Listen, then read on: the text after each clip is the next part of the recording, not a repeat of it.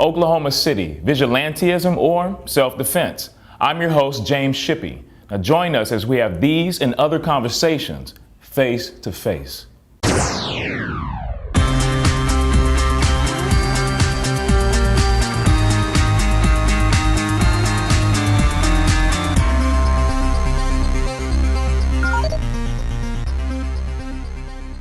Segment 2 of Conversations Face to Face. I'll introduce our guest again. We have Crescent. Hi. Michael. Hi. Karen. Hello. Toby. Hi. Dante. Hello. And Michelle. Hi. I don't know if you guys heard about this, but in Oklahoma City, pharmacy employee Jerome Ersland was recently convicted of first-degree murder of Antoine Parker, a 16-year-old black youth who was attempting to rob a pharmacy, along with a 14-year-old black youth. Now, Mr. Ersland shot Parker once in the head, chased after the 14-year-old who fled, came back in the pharmacy, got a second gun, and shot and unarmed and wounded Parker 5 times in his body. Now the question is this excessive force or justifiable homicide? Who would not say that's not? It's all video. It is all on video. Like, he leaves and comes back and shoots him 5 more times as he's already lying there. At what point did he call the police? Great Did he question. ever call the Great police? question, Toby. I mean, I It don't was think that's- after he shot the man. You know what? With I You know. with two You know. He different basically guns. murdered the guy and then called the Uh-huh. police like, hey, come clean up this mess. I Yeah. gotta keep my business going. He should have put the body in a truck and drove it away. Nah, you know what? What? Realistically, the way I'm looking at it, to me, he was in a state of temporary insanity. Really, because think about it. If somebody walks into your store, you're not, okay, and tries to rob you, Yes. whatever the case is, automatically you kind of black out. So the fact that he shot him the first time was understandable because he was trying to defend his store. Of course. He left, and then he came back and grabbed the second gun and shot the second guy. He was shot the frustrated. first guy. He was- Shot the first guy. He shot First guy. He didn't get the. He was frustrated, and I think he was frustrated to the point where he walked back in there, and he was not level-headed because he did not think, I'm going to use a gun today. It wasn't premeditated, like somebody's going to walk in my store. Was and I'm there gonna- anybody else in the store, or was he No. alone in the store? But he wasn't alone in the store though. I mean, there was a clerk there, there was someone else. So I mean, some people may say that he was just protecting his employees. Here's the Probably thing. the man is laying Yeah. on the floor. So you're saying temporary insanity. He walked outside, chased this other Yeah. dude, came back, got another gun. Is that Yeah, accurate? he got a second weapon. And shot him 5 more times. Well, here's the thing. I mean, when we talk about these terms, we see it in movies all the time, legal insanity and all this sort of stuff. There's actually parameters to what that is. Exactly. It's not just like,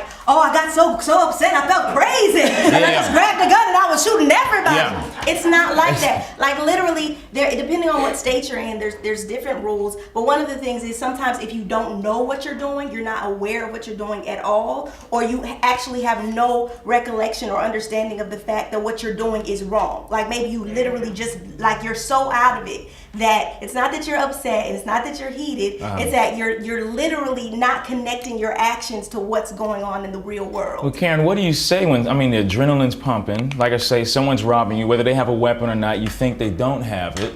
You know, And because how can we justifies- say like, because everyone reacts differently to stress or trauma. I agree, you but know? well, that So, justifies that initial shot. Yeah. When you come back and you shoot an unarmed man that's laying in his own blood 5 more times, and you get another weapon to do it, Yeah. then that right there is on purpose. There's- All bets are off. And I would prosecute that case on any day, and I promise you, I would not go home upset about it. Look, put yourself in this situation. What if you were a woman and you were at home alone and somebody came in and broke into your house to rob you?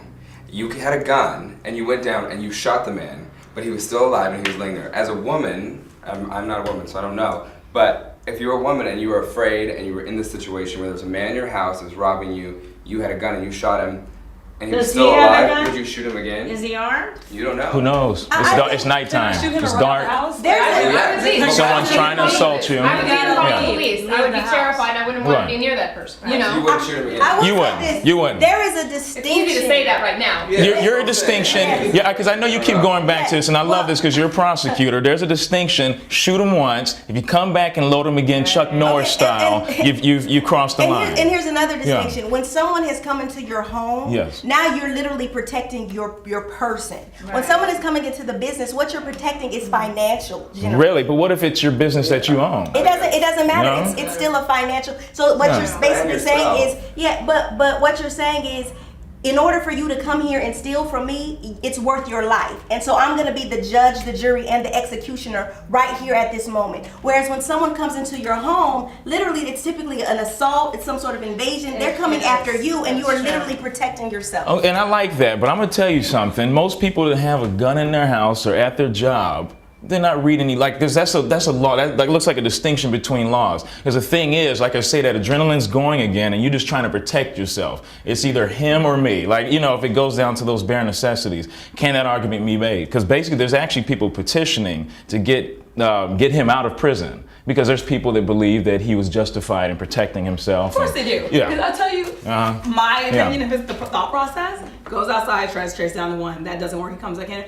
I'm going to teach you a lesson, nigga. Exactly. Ah, Period. so you think it could have been racially motivated? My thing is, this guy. Okay, look at his record. The record of the pharmacist tech. I'm pretty sure. I don't know. I haven't looked at it. But if you go back and you look at his record, and it shows that he has no history of violence, no history of domestic behavior problems, no history of anything. And this is the first situation where he's running in and he's shooting somebody. You got to think that okay. So everybody gets one free murder. No. Well, no, not necessarily. You say, well, let me ask you this, because how do we know that the kid wouldn't have, I mean, I hate to say that because he's, you know, but how do we know he wouldn't have died anyway? Like that one shot wasn't enough to kill him eventually.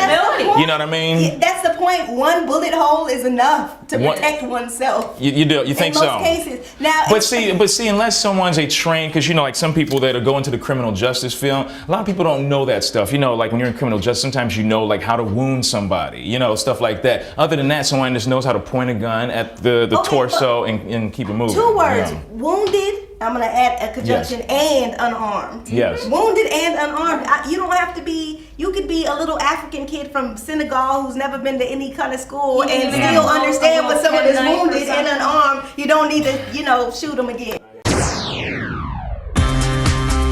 Thank you for watching us today. And remember, your voice is your independence. Now, if you'd like to join us in the future conversations, go to our website, conversationsfacetoface.com, where you can sign up to be on the show. And give us your questions on topics that matter the most to you, or just leave a comment. We want to hear from you. And don't hide behind the text when you can have conversations face to face. I'm your host, James Shippey. We'll see you next time.